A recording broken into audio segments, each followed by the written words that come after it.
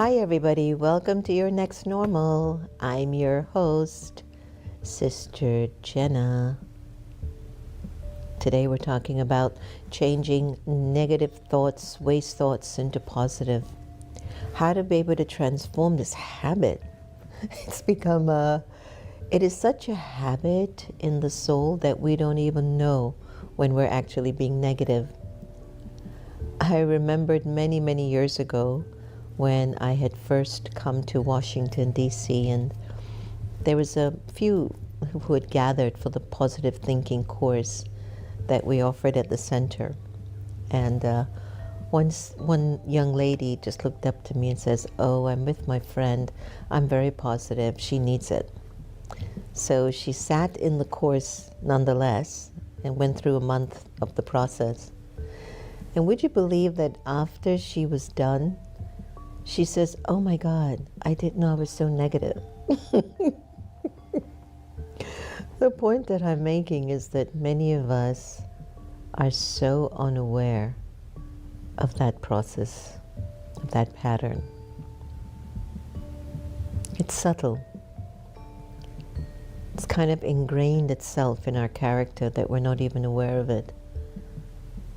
Despite the obstacles and the challenges that we bump into on a regular basis, we never address our obstacles and challenges coming from the seed of wasteful thinking, of negative thinking.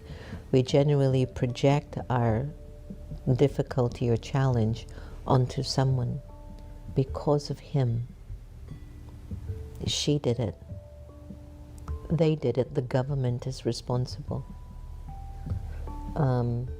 You hear now the percentage is so high. I don't trust government because I don't trust myself. If there is no government, there is complete chaos. You have to think on these levels. When we keep projecting outside of ourselves, you're the problem, you. And you stop addressing the issue within you, you lose a golden opportunity to claim triumph and victory over the inner chaos that lives in you. Just because you can't believe that your original nature as a soul is love and power. You see, we somehow get into the one thought starts. Oh, why did they do that? Another thought. What just happened? That should not have happened. Another thought. How in the world am I going to manage? Another thought. Who, what, where, when. Everything is projected outside. Everything is about what others are doing or just the way you think it should be. You know, you think in that way. But you don't know where the waste thoughts started. Nobody knows the root cause of their waste. Their wasteful thinking, their lack of confidence, their lack of focus, their ability to find peace and happiness in challenging times. Nobody can remember, where did my waste thoughts begin? Where did it start? Think about it. It started the moment you began to really sink into your physical form. The moment you became body conscious, waste thoughts was ready. Waste thoughts were ready to just take over your thinking. We are souls, and by nature, the nature of the soul is peace and love. But let's say I cut my finger and I'm traumatized. Did you see how he cut my finger and now my fingers, look, it has a scar forever. And every day you look at the scar, your whole body is okay, but every day you start to look at the scar, it shouldn't have happened. Why did that happen to me? This must be my karma. But why is he shouldn't have, I'm going to come after them. It just goes on. Waste thoughts are rampant. They're like constant energies. It just has no focus. It just keeps going, going, going. It's very fast. It's like a bucket with a hole. And no matter how much you fill it, it keeps wasting. Waste thoughts waste our life. Each thought is connected to a breath. Each thought is connected to a breath. And if I can think in a positive way, I breathe healthy and I send positive energies throughout my body, and wonders can happen. And if I begin to use this great mechanism called the intellect to complain, criticize, compete, judge, what does it do to my breath? It reduces the longevity of my life. Because I'm really not living. I'm wasting my life by thinking waste. So let's say you cooked some food. In the old days, there were no refrigerators.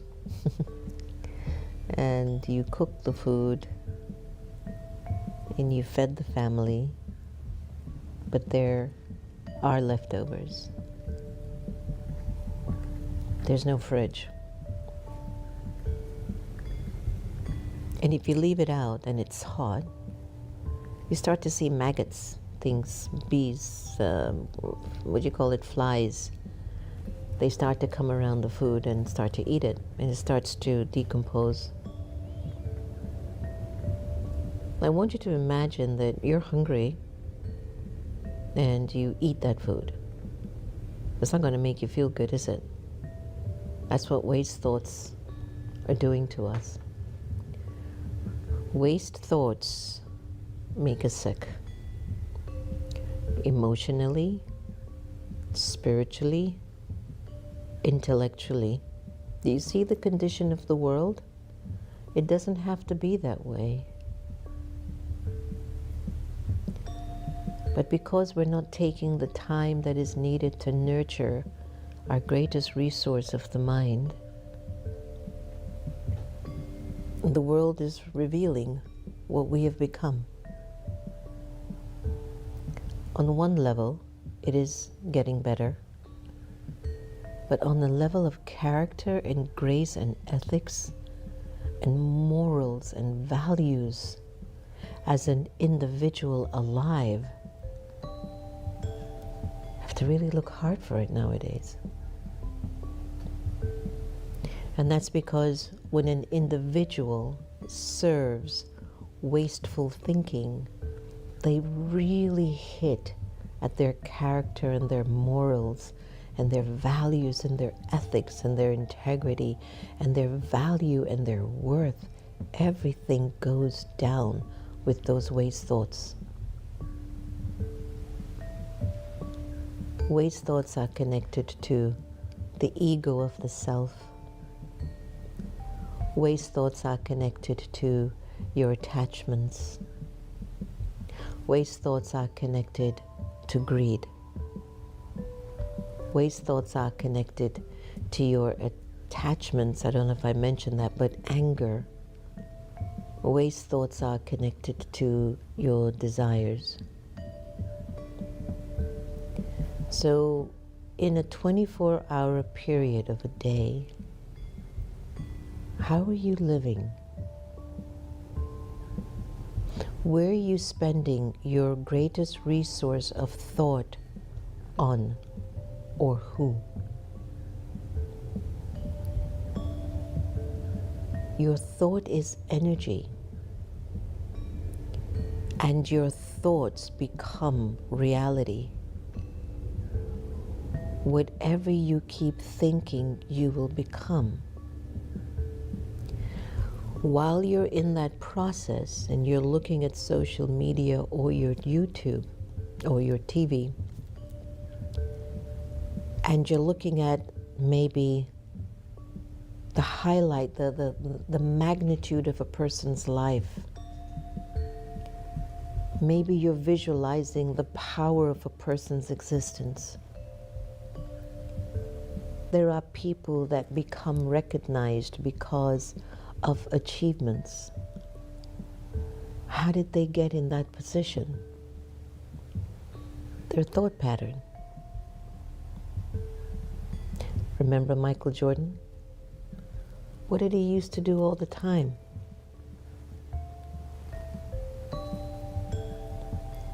Remember the race, what's her name, for NASCAR? What did she do all the time?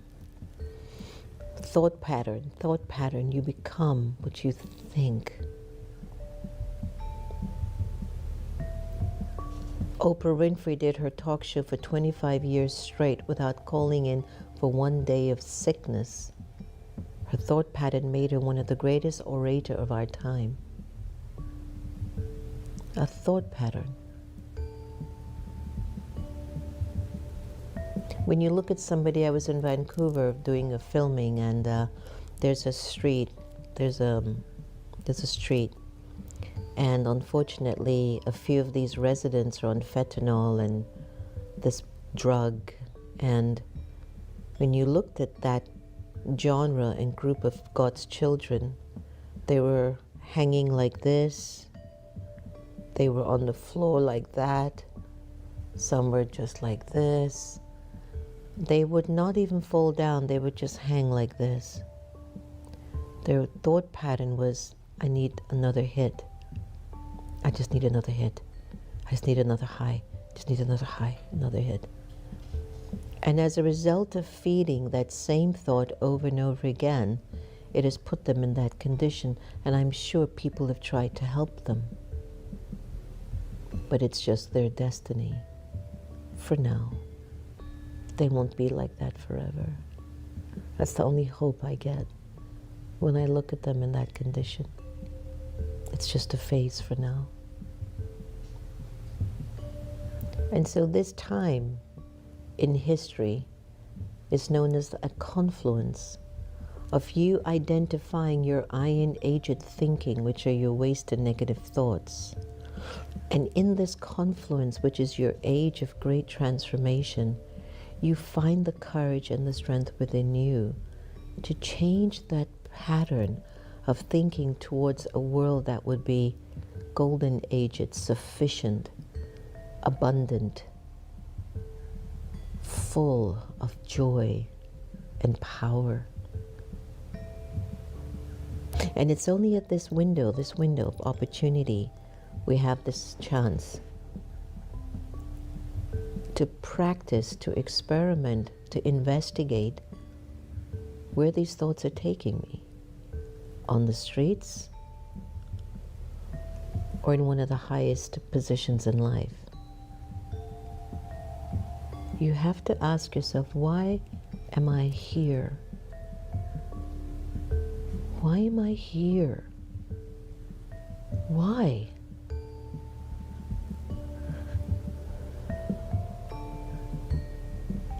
Is it to complain about this person? Is it to judge people? Is it to be so down on myself thinking, I'll never be as good as this one? Or why does that one get all the opportunities and I don't? Is it for me to waste my thinking process on that? If I keep thinking like that, what do I become? Useless to myself and to others.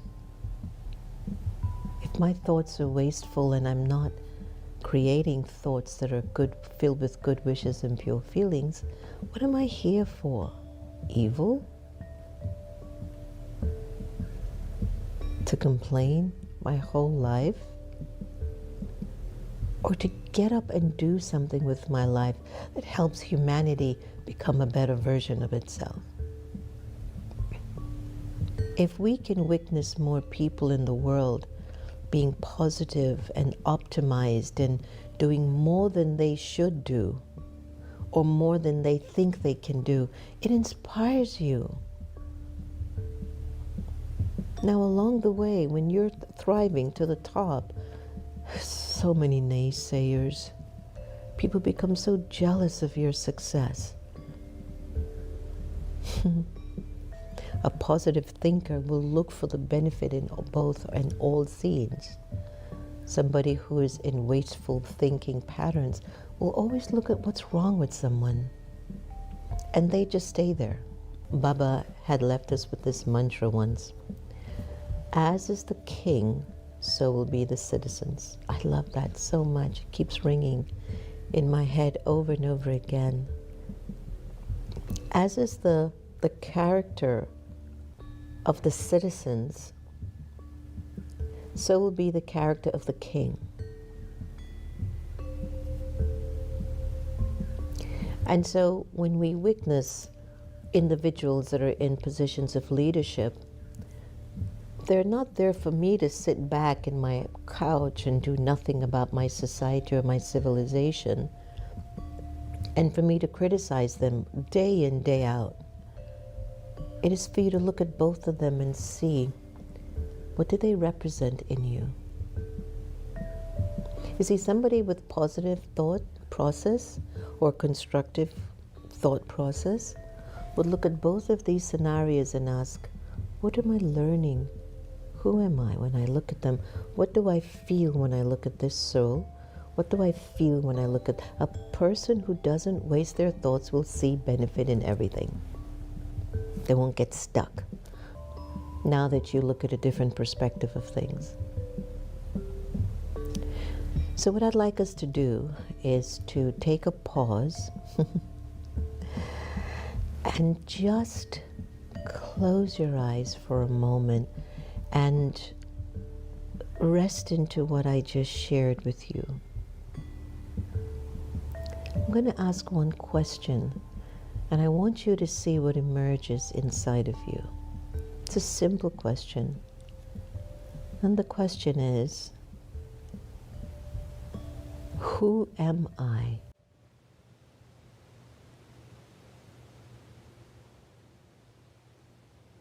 Who am I?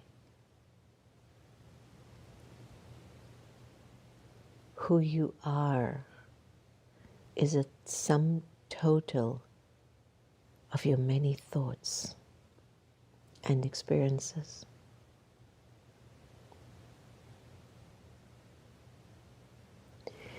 If your thought process is to be benevolent and help people, people will come to your aid. If your thought process is to take from people, people will come to take from you.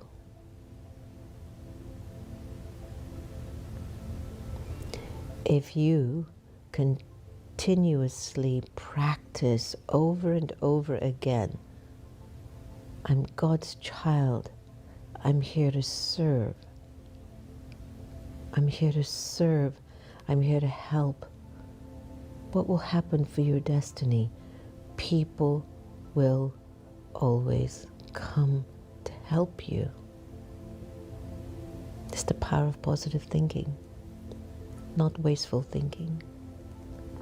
Wasteful thinking will waste your life, waste your breath, waste your money, waste your relationships, and waste your time.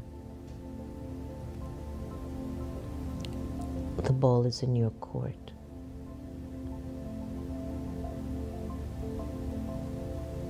How do you want to live this life now?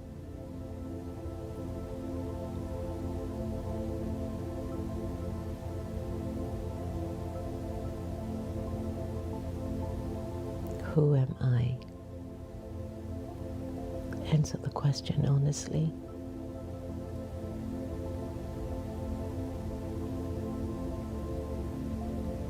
Who am I?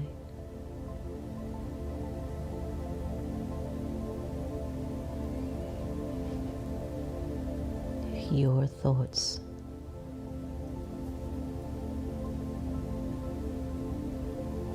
will reveal the answer to you. It might reveal negative ideas, but it will also show you the positive solutions. But you have to listen, because waste thoughts can become very noisy in your head, you know. Let's go to our awakened intelligence and see if I went down a different road in here. I wasn't planning to go there, but I ended up there. So let's hear what awakened intelligence has to say today. How to put a stop. Recognize the negative thought. First step is to become aware of the negative thought. Challenge the thought. Ask yourself, is that thought true? Reframe the thought. That means put the thought in a different perspective. Once you've challenged the thought, try to reframe it in a more positive and neutral way. Practice mindfulness. Engage in positive activities. Engage in activities that bring you joy or relaxation. Use positive affirmations. Create a list of positive affirmations or statements that counteract your negative thoughts. Practice gratitude. Regularly reflect on the things you're grateful for. Limit exposure to negativity. Reduce exposure to negative influences such as certain media, environments, or even people who bring negativity into your life. Seek support. Talk to a trusted friend or family member or therapist can help. Create a routine. Establish a daily routine that includes time for relaxation, reflection, and activities that promote positivity. Replace the thought with a positive one. Each time a negative thought arises, consciously replace it with a positive one. Let go of perfectionism. That's very stressful. I used to practice it. Understand that it's okay to not be perfect. And use a thought-stopping technique.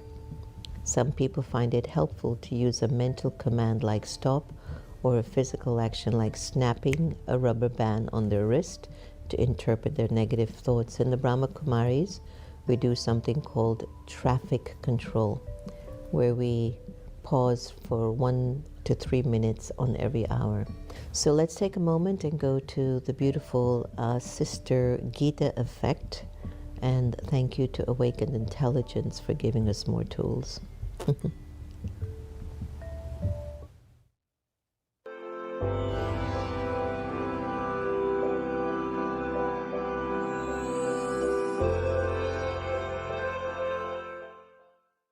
I am selecting from Remember Me the idea Man Manabhav, which means be mine with your mind.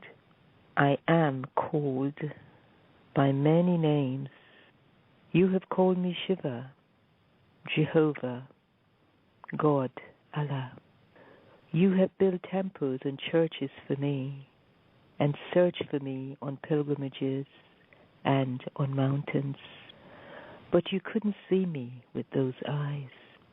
My form is a divine, subtle light, like a shining star.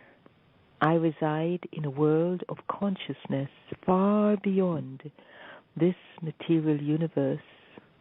You too used to reside with me in this supreme abode of timeless peace and silence. Your form is also like mine, divine, subtle, eternal. Like a star, you are a soul, and the soul is an actor. You are playing your part through the body in this unlimited drama of life. Change is inevitable, so there's no need to be attached to anyone or anything. After playing many parts, you have forgotten who you are. You truly have. You have forgotten your original home, and you therefore have forgotten me. I am your father, your teacher. I am not omnipresent. I appear in the drama of life to liberate you from the strings of illusion and the attachments to them. I am the purifier. I create the most beautiful portrait of you. I am your purifier Father. I am the director of the drama play. Be mine with your mind. Remember me. Om Shanti.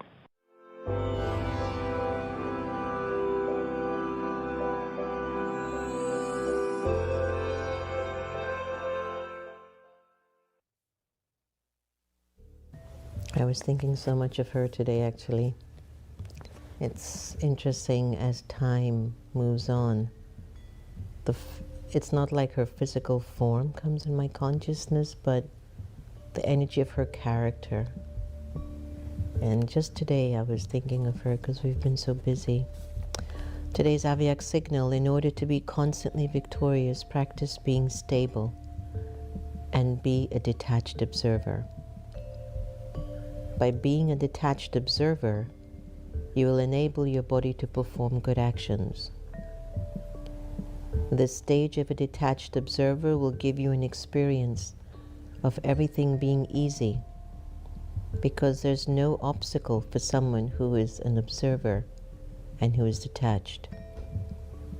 As you continue to move along, things will become very easy for you and you will claim victory over everything. Very true. So good morning everyone, or good evening, good afternoon, wherever you are located. Thank you so much for joining us on the Next Normal. Your time that you spend with me and the crew for these 30 minutes or 25 minutes of just inspiration means a lot to me. And so hopefully it touches something in you. It's your daily dose. It's what keeps you going, keeps you going. That's my wish, that it keeps you going and you just become the best version. It's simple, but always it'll be practical, simple, and very purely offered with the best of intentions. So thank you all so much for joining us today, and just be well. Just be well. If you want to increase your love, just practice loving everybody the same. Your attachments will decrease. Take care.